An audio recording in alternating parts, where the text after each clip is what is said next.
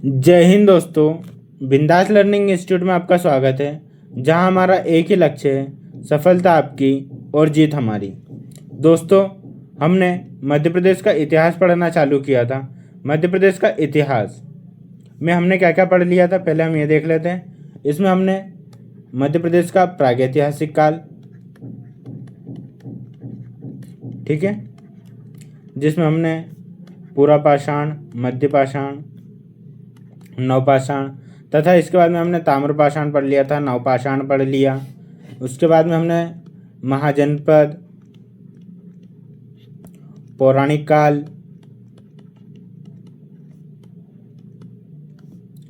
उसके बाद में हमने मौर्य वंश,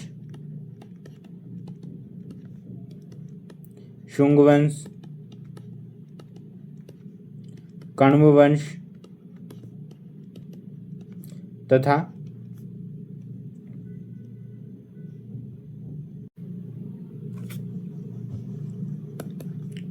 सातवाहन वंश पढ़ लिया था। ठीक है, देखो, मध्य प्रदेश का इतिहास जो है न सिर्फ एमपीपीएससी के लिए बल्कि एमपीएसआई, एमपीएसबी, एसएससी या फिर अन्य जो एग्ज़ाम होती है उन सभी के लिए इम्पोर्टेंट होता है, जो कि एमपी की एग्ज़ाम होती है। ठीक है, जिसमें चाहे आप यूजीसी नेट ले लो, तो हम ये जो इतिहास पढ़ रहे हैं किसी एक एग्ज़ाम को बेस न बनाते हुए हर एग्ज़ाम के पॉइंट ऑफ व्यू से पढ़ रहे हैं। इसमें हम पूरी डिटेल में पढ़ रहे हैं, जिसमें सभी राजाओं का वर्णन, उनसे संबंधित अभिलेख, साक्ष्य, मंदिर, ठीक है, ये सारी चीज़ें हम पढ़ रहे हैं। ठीक है, तो हमने यह देखा कि यह सिर्फ न किसी एक पर्टिकुलर एग्ज़ाम के लिए बल्कि सभी एग्ज़ाम के लिए यह महत्वपूर्ण है। ठीक है, तो देखो, हमने इतने वंश का वर्णन पढ़ लिया था या फिर इनको पढ़ लिया था। इसकी लिंक मैं आपको डिस्क्रिप्शन में दे दूंगा। अगर आपने पहले ये वीडियो नहीं देखे हैं तो आप उन्हें देख कर आइए, उसके बाद ये वीडियो आपको समझ आएगा, क्योंकि इतिहास में जो चीज़ें हैं एक दूसरे से जुड़ी रहती है। इसके अलावा देखो, जैसे आपको एमपीपीएससी की तैयारी कर रहे हैं तो जो हमारी एमपीपीएससी की स्कोर बूस्टर टेस्ट सीरीज़ है, जो जिसमें कि आपको मिलेंगे कितने, 55 टेस्ट मिलेंगे। ठीक है, 55 टेस्ट मिलेंगे। 55 टेस्ट में से आपको 30 टेस्ट तो टॉपिक वाइज मिलेंगे, 10 आपको यूनिट वाइज मिलेंगे और उसके बाद में 15 आपको एफएलटी मिलेगी। ठीक है, ये जो देखो, इसकी विशेषता क्या क्या रहेगी, यह एमपीपीएससी के प्रीलिम्स पर आधारित रहेगी। इसमें पूरा जो सिलेबस है उसे कवर किया जाएगा। इसमें टॉपिक वाइज और फुल लेंथ टेस्ट है, विस्तृत व्याख्या के साथ हल है, और यह स्टार्ट हो रही है 1 अगस्त से, यानी कि कल से 1 अगस्त से यह स्टार्ट हो रही है। ठीक है, और इसमें जो आपको 55 टेस्ट मिलेंगे उनकी जो प्राइस है मात्र 39 रुपीज़ है, जिसमें भी आपको 3 टेस्ट फ्री मिलेंगे। आप टेस्ट देखकर क्वालिटी, कंटेंट क्वालिटी चेक कीजिए, उसके बाद ही आप टेस्ट सीरीज ज्वाइन कीजिए। ठीक है, तो हम अब बिना देरी के हुए हमारे अगले टॉपिक पर पढ़ते हैं। अब अगला जो हमारा टॉपिक है वो है हमारा भारत का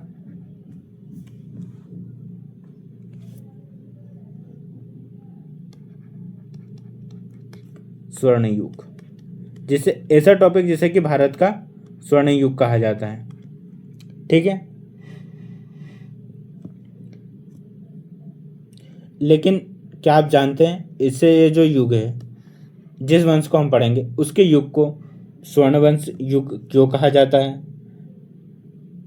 पहला। दूसरा हम देखेंगे, ये जो स्वर्ण युग था यह सिर्फ पाटलिपुत्र या प्रयाग तक सीमित था या इसका विस्तार कहीं और भी था?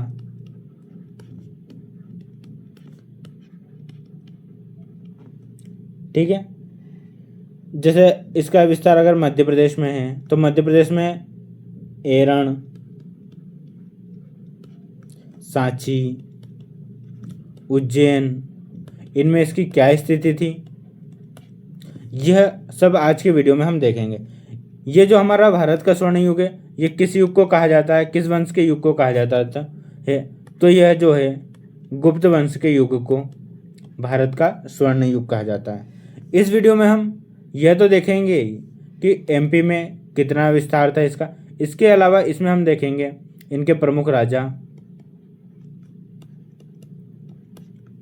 इनका प्रशासनिक, सामाजिक, धार्मिक अध्ययन, उसके बाद में इनसे संबंधित अभिलेख,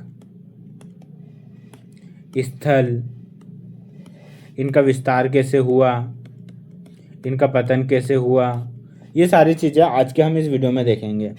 तो पहले हम इसकी थोड़ी सी पहले पृष्ठभूमि देख लेते हैं। ठीक है, देखो जैसा कि मैं आपको हर वीडियो में बताता आ रहा हूँ कि कोई भी जो वंश है वो अचानक से उदय नहीं होता,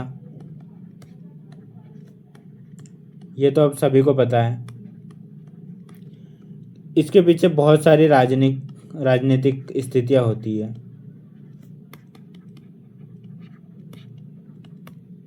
ठीक है, अब जैसे हमने देखा था मौर्य वंश के पीछे भी बहुत स्थिति घनानंद को हराया था, फिर बाद में चंद्रगुप्त मौर्य ने इसकी स्थापना की थी। ऐसे ही मौर्य वंश के बाद हमने देखा था शुंग वंश की भी ऐसी ही कुछ स्थिति थी। फिर उसके बाद में कण्व वंश, उसके बाद में हमने सातवाहन वंश देख लिया था। आज का हमारा रहेगा गुप्त वंश। देखो ये मैंने आपको लिख के बताया ताकि आपको क्रम याद रह जाए। मौर्य वंश, शुंग वंश, कण्व वंश, सातवाहन वंश और गुप्त वंश।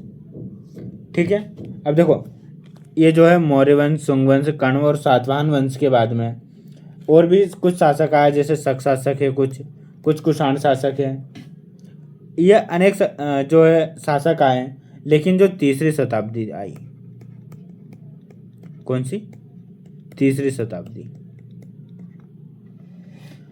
शताब्दी का जो जब अंत होने वाला था, मतलब खत्म होने वाली थी, तब तक इनमें से जो अधिकांश राजा या फिर शासक या राज्य था, या फिर इनकी जो शक्तियाँ बोल सकते हैं मैंने, इनकी शक्तियाँ क्या कमजोर होने लगी थी। ठीक है, और जो हमारा उत्तर भारत था, जैसे दक्षिण भारत है, उत्तर भारत,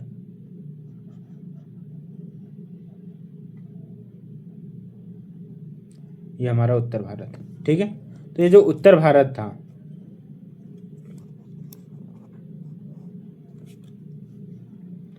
ठीक है, इसमें कोई भी शक्तिशाली राजा नहीं बचे थे। ठीक है, तो इसी के समय जब तीसरी शताब्दी चल रही थी,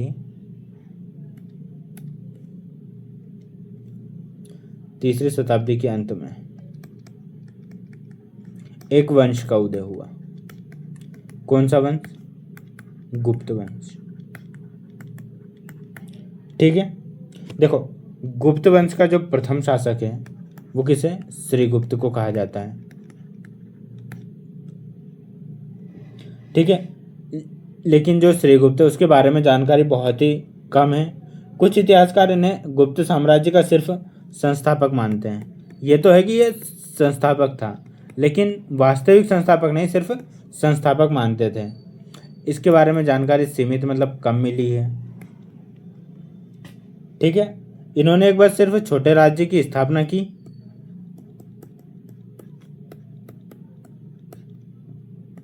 इतना हम याद कर लेंगे इसमें। और इसके बाद में जो श्रीगुप्त है, श्रीगुप्त के बाद में कौन? घटोत्कच राजा बने। कहीं कहीं पर जो जैसे सुपिया अभिलेख है, इसमें घटोत्कच की वंशावली का वर्णन मिलता है हमें। ठीक है,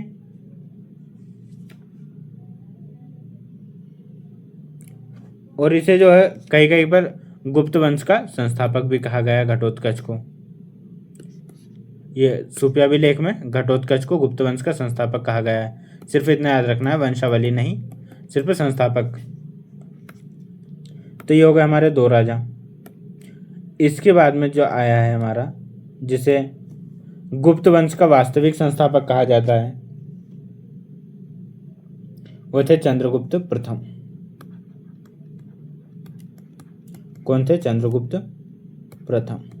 देखो दोस्तों, चंद्रगुप्त मौर्य अलग है, लेकिन ये चंद्रगुप्त प्रथम जो कि गुप्त राजा है, गुप्त वंश के राजा है। चंद्रगुप्त मौर्य मौर्य वंश के राजा है। ठीक है, चंद्रगुप्त प्रथम। देखो अब हम चंद्रगुप्त इसके बारे में पढ़ते हैं। तो चंद्रगुप्त जो है, इसे पहला तो वास्तविक संस्थापक कहा जाता था या माना जाता है। ये देखना है हमें। चंद्रगुप्त को क्या वास्तविक संस्थापक कहा जाता है? देखो ये जो क्वेश्चन है इंपॉर्टेंट है कि जो गुप्त वंश का है वास्तविक संस्थापक किसे कहा जाता है? चंद्रगुप्त को, चंद्रगुप्त प्रथम को। मौर्य आएगा लेकिन मौर्य को नहीं। इसने कब से कब तक? 319 320 में शासन किया। देखो तीसरी शताब्दी है, तो पहले जो अंत हो रहा था उसमें हो गया था हमारा श्रीगुप्त, उसके बाद में घटोत्कच, उसके बाद में 319 320 में कौन आया? हमारा चंद्रगुप्त प्रथम।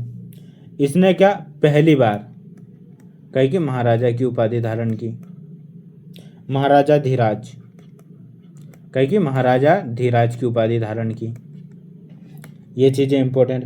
देखो इसमें आपको सिर्फ चीज़ें याद ही करनी पड़ेगी, ट्रिक बहुत कम बनेगी। जैसे कि कोई अभिलेख हो गए, पुस्तक हो गई, उनमें हम ट्रिक बनाकर याद कर सकते हैं, लेकिन जो इतिहास है उसे हम कैसे ट्रिक, इसे सिर्फ हम कहानी के रूप में पढ़ सकते हैं या फिर याद कर सकते हैं। तो देखो क्या क्या हो गया।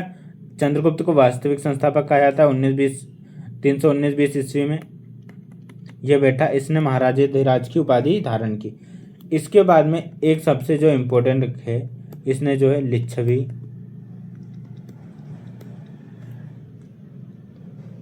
की राजकुमारी,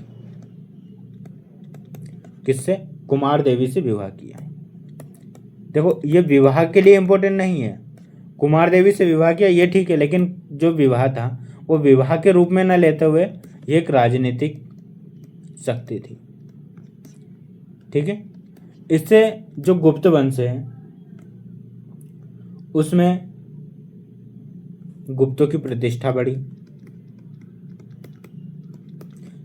क्योंकि लिच्छवी अच्छा बड़ा राज्य था। प्रतिष्ठा बढ़ी। उसके बाद में इनकी शक्ति दोगुनी हो गई।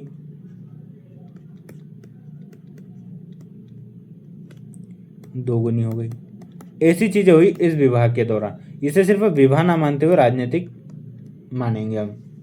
ठीक है, और जो गुप्त है उसको उत्तर भारत में शक्ति बढ़ाने का मार्ग मिल गया। देखो हम इसे कैसे समझ सकते हैं आज के परिप्रेक्ष्य में? अगर आज ये स्थिति होती तो क्या होता? जैसे कोई दो बड़ी कंपनियां हैं, ए और बी, आपस में मिलेगी तो ज़्यादा मुनाफा होगा, वो ज़्यादा बड़ी कंपनी होगी, ऐसा हो गया। तो ये चीज़ हम याद रख लेना। किसके बारे में? चंद्रगुप्त मौर्य के बारे में। और एक पॉइंट और है इसके बाद में, यहाँ पर लिख लेते हैं हम। इसी के समय गुप्त संवत की प्रारंभ हुआ। कौन सा? गुप्त संवत प्रारंभ हुआ। आपको नोट्स बनाने की ज़रूरत नहीं है, मैं आपको यह PDF के रूप में दे दूंगा, जिसे आप आराम से घर बैठकर पढ़ सकते हैं। ठीक है, गुप्त संवत का उदा मतलब शुरुआत मानी जाती है, और यहाँ से भारत के इतिहास की महत्वपूर्ण काल गणनाओं में से एक है यह समय। ठीक है, इसके बाद हम आते हैं जो हमारे अगले राजा हैं, जो कि सबसे महान शासक हैं।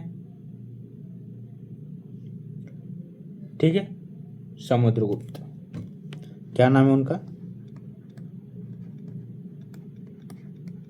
समुद्रगुप्त। समुद्रगुप्त को महान विजेता कहा जाता है। देखो दोनों क्वेश्चन अलग अलग है। वास्तविक पहला तो संस्थापक कौन है? श्रीगुप्त है। महान संस्थापक या फिर महान विजेता? समुद्रगुप्त। वास्तविक संस्थापक? चंद्रगुप्त प्रथम। ठीक है,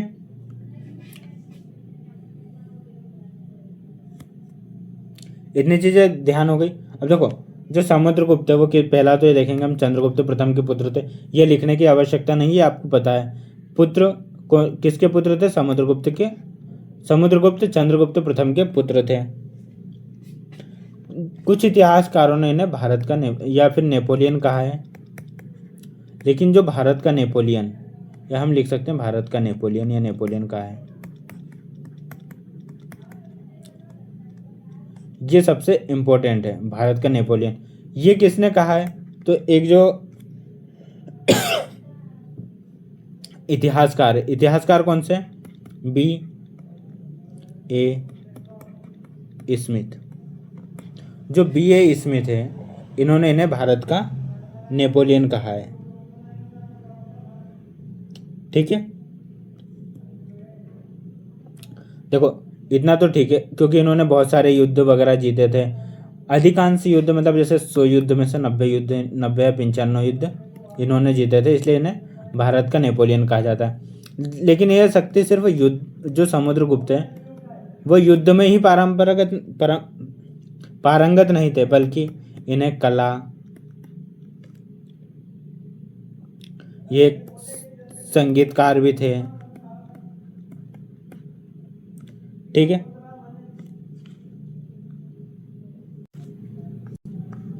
और कला के संरक्षक थे, कवि भी थे ये। ठीक है, इसकी जानकारी हमें क्या मिलती है? जो इसके सिक्के मिले हैं, इनके सिक्कों से समुद्रगुप्त की वीणा बजाती हुई फोटो मिली है या आकृति मिली है, वीणा बजाते आकृति। ठीक है,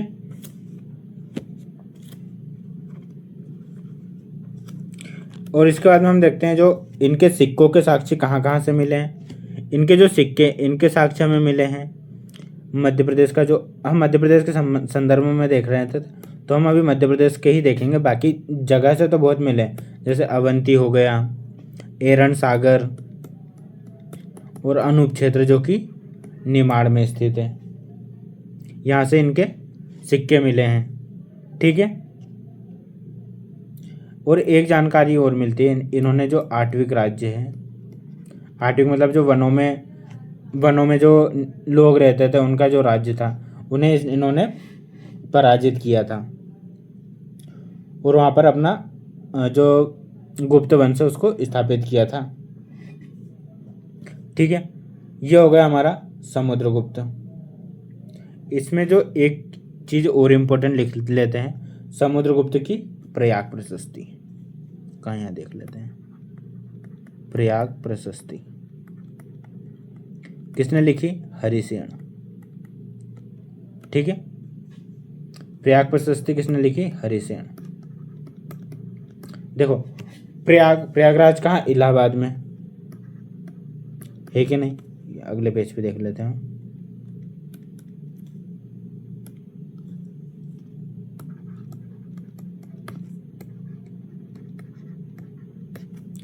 हरिशयन। देखो प्रयाग कहाँ? इलाहाबाद में। इलाहाबाद में क्या? गंगा जी। हम मतलब याद कर रहे हैं, गंगा मतलब पानी का स्रोत, सीधे ही बात याद करते। इलाहाबाद में क्या है? पानी का स्रोत, गंगा यमुना। ठीक है, और जो हरि कौन, किसको बोला जाता है? विष्णु भगवान को बोला जाता है। और विष्णु भगवान कहाँ रहते हैं? पानी में रहते हैं। ठीक है, तो हम सिर्फ ये ट्रिक बनाकर याद करने की कोशिश कर रहे हैं, बाकी धार्मिक या धर्म से हमारा वास्तविक किसी से कोई लेना देना है नहीं, सिर्फ हम याद कर रहे हैं। ठीक है, ये चीज़ें तो हो गई। इसके बाद में ये देखेंगे कि जो गुप्त वंश है उसका जो है मध्य प्रदेश के इतिहास में क्या महत्व था। हम आगे के राजा पढ़ेंगे, लेकिन हम छोटी छोटी चीज़ें, चलो पहले हम आगे के राजा पढ़ लेते हैं, फिर उसके बाद में ये चीज़ें देख लेंगे।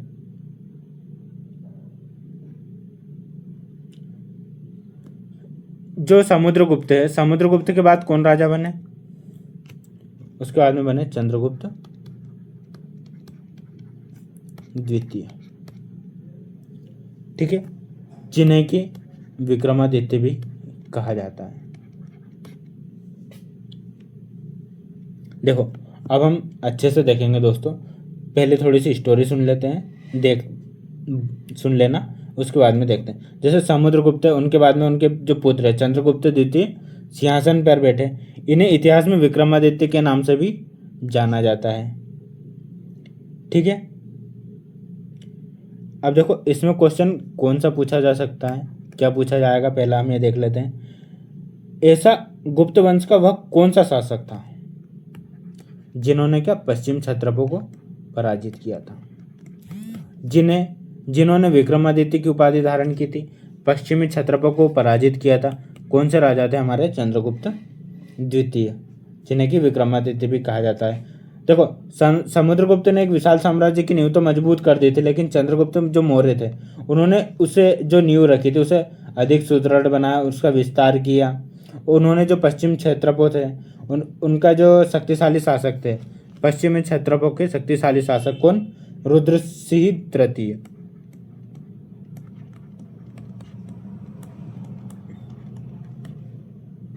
को इन्होंने पराजित किया और गुजरात सौराष्ट्र पर भी इन्होंने अधिकार कर लिया। इस विजय का सबसे बड़ा जो लाभ था, ये जो देखो ये जो विजय हुई थी इसका सबसे बड़ा लाभ क्या हुआ? इसमें जो मध्य प्रदेश को मिला, किसको? चंद्रगुप्त को क्या मध्य प्रदेश भी मिला। मध्य प्रदेश का सबसे बड़ा लाभ क्या था? आप सभी को पता है, हम 3 क्लासेस में पढ़ते आ रहे हैं, जिसमें मौर्य वंश, कर्ण वंश, शुंग, सातवाहन सभी में देखा। क्योंकि मध्य प्रदेश बीच में स्थित है भारत के, जहाँ से उत्तर भारत के व्यापारिक मार्ग दक्षिण भारत में आते थे। मध्य प्रदेश का एक स्टॉप के रूप में हो जाता है, जैसे हम लंबा समय जाते हैं तो बस स्टॉप लेती है ना, ये ट्रेन स्टॉप लेती है 5-10 मिनट का, तो वही एमपी की वही स्थिति थी, क्योंकि यहाँ पे सारी चीज़ें मिल जाती थी, मेन बीच में आ जाता था। ठीक है।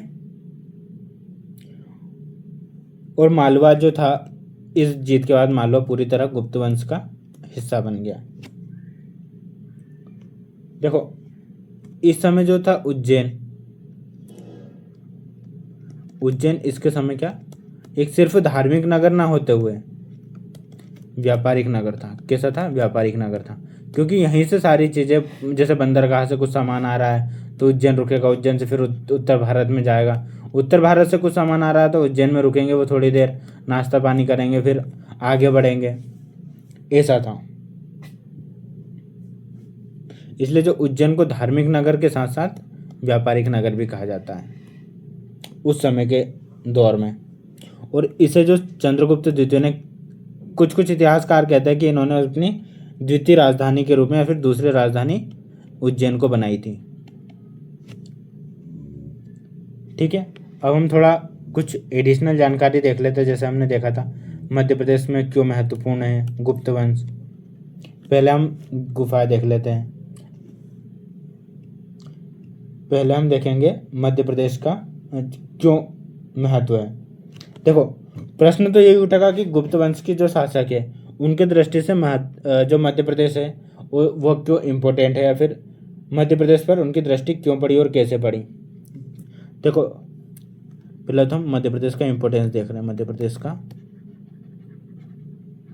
इम्पोर्टेंस, पहला पॉइंट क्या हो गया? पहला पॉइंट तो भौगोलिक केंद्र था मध्य प्रदेश।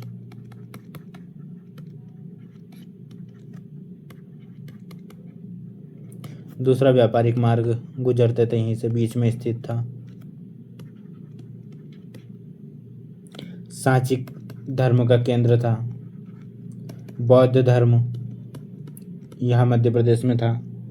उसके बाद में उज्जैन पश्चिम भारत का व्यापारिक केंद्र था, ये हम देख चुके थे। यहाँ पर नर्मदा घाटी, विंध्याचल पर्वत, मालवा पठार उपजा भूमि थी। ठीक है। इसलिए मध्य प्रदेश का इंपॉर्टेंस है गुप्त वंशों के शासन में या फिर सभी शासकों में।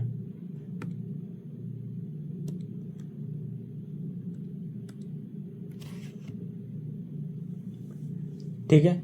इसके बाद चंद्रगुप्त विक्रमादित्य के बाद हम आते हैं कुमारगुप्त प्रथम पे। देखो कौन कौन हो गया। पहला था हमारा श्रीगुप्त, श्रीगुप्त के बाद आया घटोत्कच, घटोत्कच के बाद हमने पढ़ा चंद्रगुप्त प्रथम, समुद्रगुप्त, समुद्रगुप्त के बाद में हमने देखा था ये चंद्रगुप्त द्वितीय।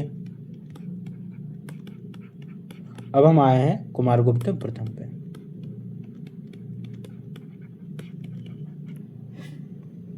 देखो ये जो था चंद्रगुप्त द्वितीय का पुत्र था, इसने कितने 4 दशक तक सफल शासन किया। उसके बाद मतलब जैसे 40 साल, 4 दशक मतलब 40 साल, 10 साल का 1 दशक, तो 40 साल मतलब 4 दशक तक किया। इसने जो महत्वपूर्ण क्या था, महेंद्र आदित्य की उपाधि धारण किया। फिर महेंद्रादित्य,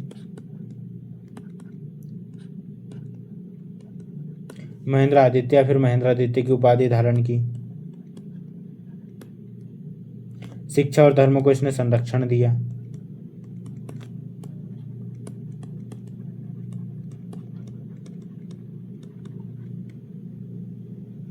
ठीक है। और जो नालंदा महाविहार है, मध्य प्रदेश में नहीं है पर नालंदा महाविहार को बनाया।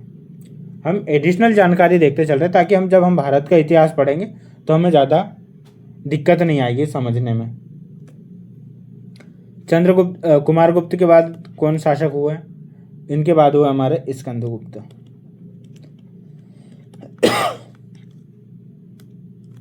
स्कंदगुप्त को हम यहाँ देख लेते हैं। देखो स्कंदगुप्त कुमारगुप्त के बाद हुए, ये याद रख लेना है। और ये जो अंतिम महान सम्राट थे,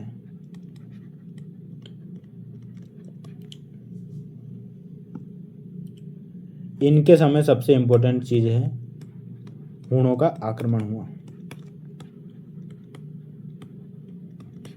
मैंने यही क्वेश्चन पूछा जाएगा कि हूणों के आक्रमण के समय कौन से शासक थे गुप्त वंश के, तो इसका आंसर होगा हमारा स्कंदगुप्त। ठीक है। देखो हुण कौन थे? मध्य एशिया के निवासी थे जो कि शक्तिशाली योद्धा थे और उत्तर पश्चिम भारत पर क्या इन्होंने आक्रमण किया था। स्कंदगुप्त ने अपनी वीरता का परिचय देते हुए 1-2 बार तो इन्हें हराया, लेकिन बार बार इनके ऊपर आक्रमण हो रहे थे जिससे कि गुप्त वंश कमजोर पड़ा और इसके बाद में सैन्य शक्ति कमजोर पड़ी और गुप्त वंश का धीरे धीरे पतन हो गया। ठीक है। और यहीं से पतन की शुरुआत मानी जाती है। ठीक है। तो यहाँ तक हमारा स्कंदगुप्त आखिरी शासक है। इसके बाद में ज़्यादा शासकों के नाम नहीं मिलते हैं। महान शासक पूछा जाएगा तो अंतिम महान शासक था। अब इसके बाद में हम इसके अभिलेखों की बात कर लेते हैं, या गुप्त पहले नगर की बात कर लेते हैं। नगर कौन कौन से थे? तो देखो उज्जैन जिसे बोलते थे, या फिर अवंती, इसको हमने डिटेल में देख लिया। उसके बाद में सोभोग नगर, एरण,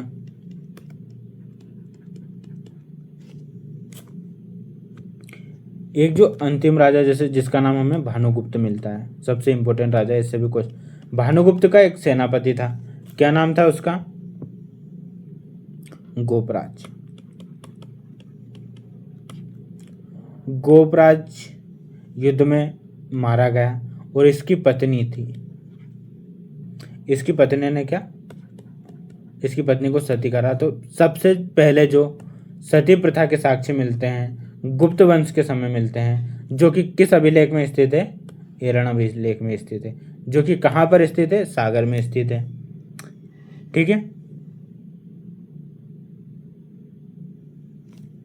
तो एरण अभिलेख सागर में। इसके बाद में दसपुर मंदसौर इसके प्रमुख नगर थे, दसपुर। और उसके बाद में हमारा आखिरी जो था कौन सा? अनूपनिमाड़ हम देख चुके थे। इसके अलावा अन्य नगर भी थे पर ये ज़्यादा इंपॉर्टेंट थे। इसके बाद में हम इनके जो अभिलेख है, अभिलेख को थोड़ा डिटेल में देखेंगे। पहला है मंदसौर अभिलेख।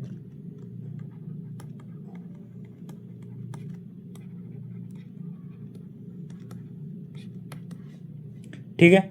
इससे हमें सबसे ज़्यादा तो रेशम बुनकर की जानकारी मिलती है। क्वेश्चन पूछा गया था एमपीपीएससी में, रेशम बुनकर की जानकारी सबसे पहले किस अभिलेख से मिली है?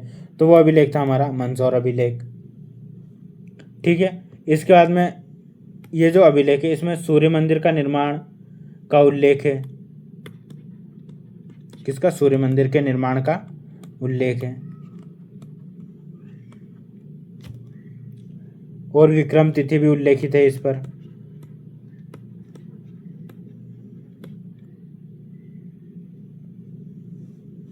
ये था इसका, जैसे मंदसौर का पूरा नाम क्या? दसपुर है पुराना नाम, तो इसे दसपुर अभिलेख या फिर दसपुर पश्चिम पूर्व अभिलेख भी कहा जाता है।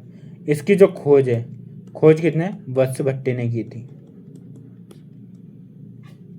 ठीक है, देखो मंदसौर, मंदसौर मतलब दसपुर, दसपुर मंदसौर मतलब सूर्य धीरे धीरे चलता है, या फिर सूर्य बहुत धीरे धीरे चलता है, 365 दिन लगाते हैं खुद की परिक्रमा करने में, या फिर चांद उसकी परिक्रमा करने में। ऐसा हम याद कर लेते हैं, बाकी इफेक्ट तो है नहीं सही। जैसे सूर्य बहुत बड़ी चीज़ है, पृथ्वी 24 घंटे में परिक्रमा करती है, ऐसी चीज़ें हैं। तो दसपुर मतलब मंदसौर मतलब धीरे धीरे परिक्रमा होती है इसकी। सूर्य मंदिर, याद है, सौर मतलब सूर्य मंदिर। मतलब सूर्य को इसलिए एग्जांपल ले रहा हूँ ताकि ये बीच में आ जाए। विक्रम तिथि उल्लेख है, वत्स भट्टी ने इसकी खोज की थी। इसके बाद में अगला हमारा सांची अभिलेख।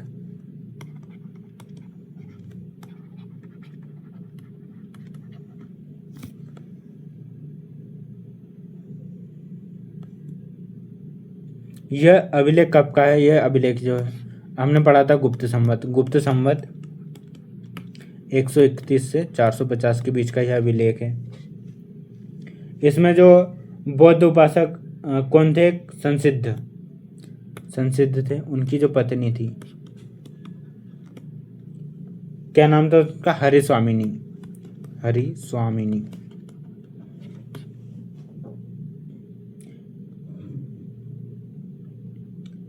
और हरिस्वामिनी थी, उन्होंने क्या एक मंदिर बनवाया था, कौन सा? काकड़ाम सांची, मतलब सांची का उल्लेख।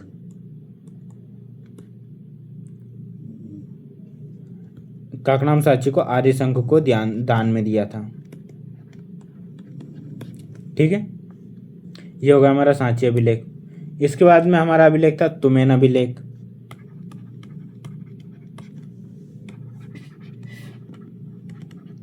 इस अभिलेख में जो राजा थे उन्हें शरतकालीन सूर्य बताया गया है। ठीक है, और किसकी जानकारी मिलती है? कुमारगुप्त प्रथम की जानकारी मिलती है।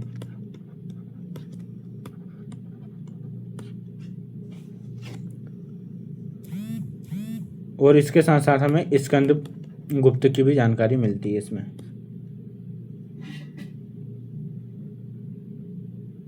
और ये स्थित कहाँ है? तुमेन, तुमेन मतलब अशोक नगर में स्थित है। ठीक है, अब देखो तुमेन है, तो ये सूर्य को क्या बोल रहे? तुमेन है, तो इससे हमें क्या शोक लग गया, तो तुमेन अभिलेख अशोक नगर में, शरतकालीन सूर्य है, कुमारगुप्त और स्कंदगुप्त की जानकारी मिलती है। ठीक है, इसके बाद में एक अभिलेख था सुपिया अभिलेख। ये मैंने आपको पहले ही बता दिया था। इसमें घटोत्कच वंश कहा गया है, गुप्त वंश को क्या घटोत्कच वंश कहा गया है। और सुपिया कहाँ? रीवा जिले में स्थित है। इसके बाद में एरन सागर, इसके बारे में आपको डिटेल बता चुका हूँ। इसे सती प्रथा के साक्ष्य मिले हैं, सती प्रथा के साक्ष्य मिले हैं, या फिर सती प्रथा के बारे में जानकारी मिली है। ठीक है, और जो हमने देखा था कौन सा? दसपुर अभिलेख। ये दसपुर अभिलेख ही ऐसा अभिलेख था जिसमें सबसे पहले क्या एडवर्टाइजमेंट, जिसे कि हम विज्ञापन कहते हैं, उसकी जानकारी मिलती है। ठीक है, तो ये होगा हमारे अभिलेख। इसके बाद में कुछ स्थल थे, स्थल या फिर मंदिर। कौन कौन से मंदिर स्थल है? सिर्फ नाम देख लेते हैं, नाम इंपॉर्टेंट है। मैं बाकी नचना कुठार मंदिर, जो कि पार्वती देवी का मंदिर है।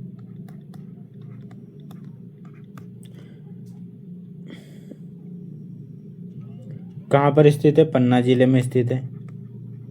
देखो पन्ना में क्या मिलता है? हीरा मिलता है। हीरा मिलने से सब लोग नाच रहे हैं, नाच रहेंगे क्या? नाच कर वो पार्वती देवी को हीरा चढ़ा दिया। तो नचना कोठार मंदिर पार्वती देवी पन्ना में स्थित है। यहाँ पर क्या चौमुखनाथ शिवालय स्थित है। ठीक है, अब जैसे देखो हीरा मिल गया तो चारों तरफ मतलब चारों मुख से, बोलते हैं ना सिर कढ़ाई में, ऐसे कुछ कहावत है, पांचों उंगली घी में और सिर कढ़ाई में। तो जो मुख है, मुख कढ़ाई में आ जाता है, मतलब ज़्यादा घी मिल जाता है पन्ना हीरा मिलने से, खुशी होती है तो फिर नाचने लगते हैं और पार्वती देवी को बाद में वो हीरा चढ़ा देते हैं।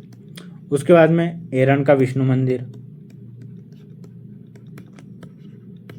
अब एरन तो हमें पता ही है कहाँ स्थित है, सागर में स्थित है। इसमें क्या वराह अवतार की मूर्ति का उल्लेख है और हुण शासक तोरमान का उल्लेख है। ठीक है।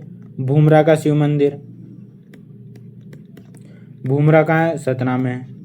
देखो भूमरा का शिव मंदिर, भूमरा को हम याद कर लेते, जो भंवरा आता है, भंवरा में काट लेता तो हमें क्या लग जाता है, सदमा लग जाता है। तो सतना या फिर भंवरे को हमें सताना नहीं चाहिए, नहीं तो वो काट लेगा। यहाँ पर क्या है, एक मुखी शिवलिंग है। ठीक है, ये याद रखना है। और सतना जिले में एक मंदिर और है, कौन सा, खो मंदिर, जो कि नागौद में स्थित है। वो उसके बाद में आते हैं हम अगले मंदिर पे, जो है तिगवा का विष्णु मंदिर।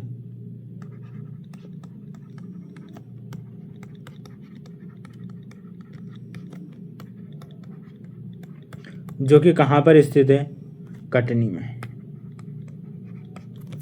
इसमें सिर्फ याद रखना है, इसकी खोज अलेक्जेंडर कनिंघम ने की थी। अलेक्जेंडर कनिंघम ने कब की थी, 1873 में। और जो भरूच स्तूप है उसकी खोज भी अलेक्जेंडर कनिंघम ने ही की थी। इसके बाद में गुफाएं देख लेते हैं, उदयगिरी गुफाएं। ठीक है, जो कि कहाँ, विदिशा में स्थित है। देखो सूर्य उदय किधर से होता है, विदिशा मतलब वो दिशा, मतलब पूर्व दिशा से होता है, तो याद रख लेंगे हम। तो विदिशा मतलब पूर्व दिशा से होता है। कितनी गुफाएं हैं इसमें, 20 गुफाएं हैं। जिसमें से जो गुफा क्रमांक 1 है उसका निर्माण किसने, गुप्त शासक रामगुप्त ने कराया था। और गुफा 20 का निर्माण किसने, कुमारगुप्त ने कराया था। ठीक है। इसके बाद में हमारी आखिरी गुफा है बाघ की गुफा।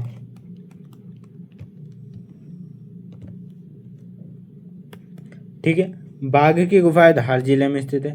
जो बाघ है, बाघ के दांत कैसे होते हैं, धार जैसे होते हैं, तो बाघ की गुफा धार जिले में स्थित है। 9 में से 5 गुफा ही सुरक्षित है वर्तमान में। और इसकी खोज किसने की थी, डोंगर फील्ड ने की थी। कैसे याद करेंगे, जैसे फील्ड शेर के साथ, या फिर बाघ फील्ड पे घूमता फिरता रहता है, जिसके दांत धार जिले हैं, धार की तरह है, और जो 9 में से 5 जानवरों का शिकार कर लेता है।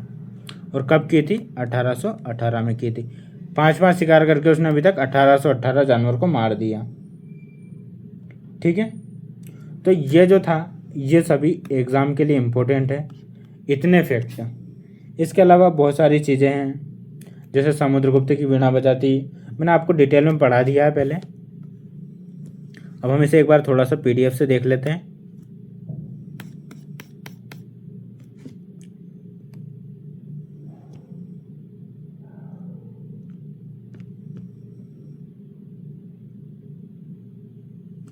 मौर्य वंश,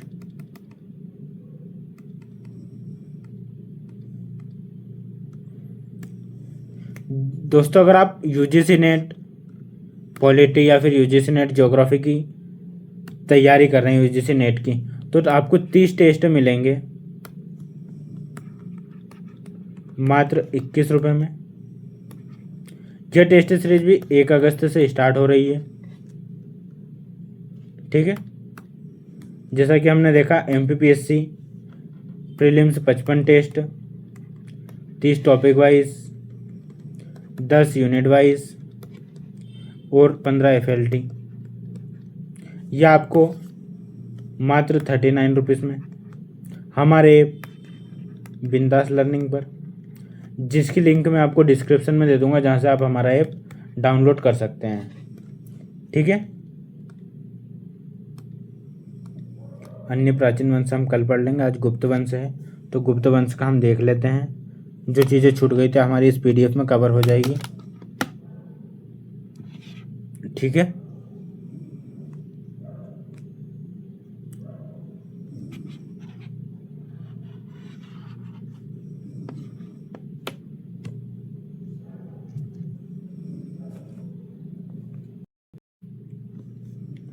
इसका हम सामान्य परिचय हमने देखा था।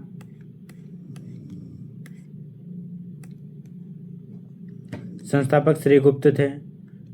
इनकी राजधानी पाटलिपुत्र थी। उज्जैनी या फिर उज्जैन इन्होंने दूसरी राजधानी बनाई थी। प्रमुख राजाओं में हमने श्रीगुप्त और घटोत्कच कर देखा। इन्होंने महाराज की उपाधि धारण की थी।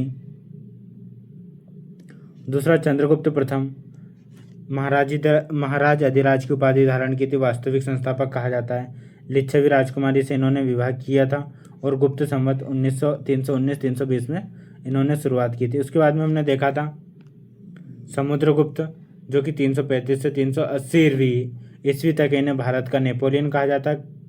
ठीक है, परम भागवत और कविराज की उपाधि और विक्रमांक की उपाधि धारण की थी। नागवंशी राजाओं को इन्होंने पराजित किया था और दक्षिण पथ के राजा को भी इन्होंने पराजित किया था। इनकी सबसे जो प्रयाग प्रशस्ति अभिलेख से इनके साक्ष्य मिलते हैं, जिसके रचयिता हरिसेन है। इन्हें दिग्विजय नीति के कारण याद रखा जाता है। चंद्रगुप्त द्वितीय भी 380 से 1412 तक थे। इनके काल को स्वर्ण युग कहा जाता है। विक्रमादित्य, परम भागवत और शकारी की उपाधि धारण की थी। शकों को हराने के बाद इन्होंने पश्चिम राज्य, इनके प्रमुख शत्रु राजा कौन कौन थे? पश्चिमी क्षत्रप थे। अंतिम जो शासक थे रुद्रसिंह रति को पराजित किया। उसके बाद में शक मध्य प्रदेश छोड़कर भाग गए। उदयगिरी गुफाओं का अभिलेख मिलता है। अभिलेख विदिशा, तुमिन, इनसे संबंधित नगर है। उसके बाद में कुमारगुप्त या महेंद्रादित्य। ठीक है,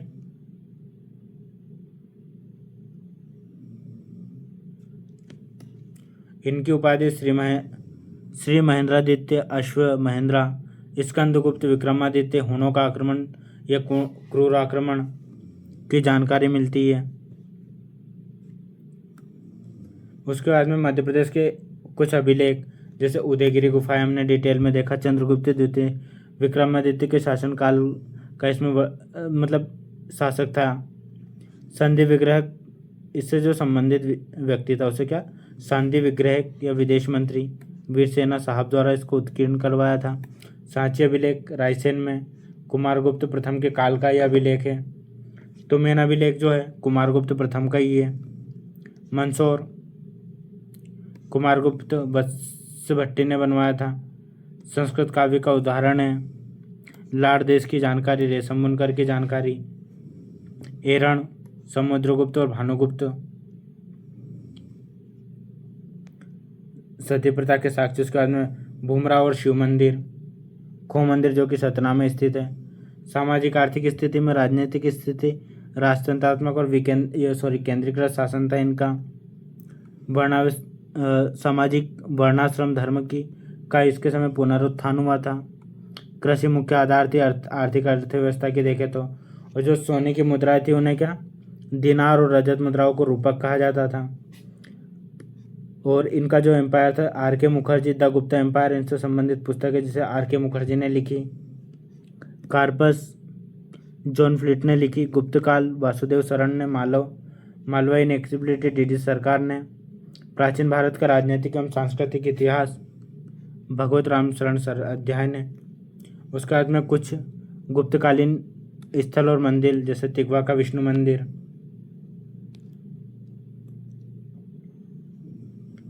उसके बाद में एरन का विष्णु मंदिर, भूमरा का शिव मंदिर, नचना कुठार पार्वती मंदिर, उदयगिरी की गुफा, बाग की गुफाएं। तो इस वीडियो में हमने मध्य प्रदेश का गुप्त वंश कंप्लीट किया।